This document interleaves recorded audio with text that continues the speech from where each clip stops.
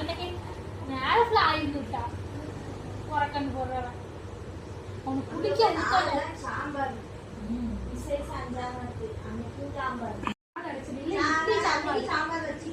அங்க போன நேரத்துல நேத்து அவ கல்யாணம் நைட்டு சப்பாத்தி குருமா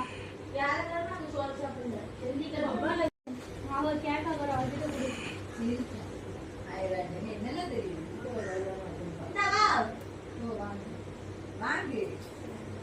ஏன்னா வெக்கப்படாது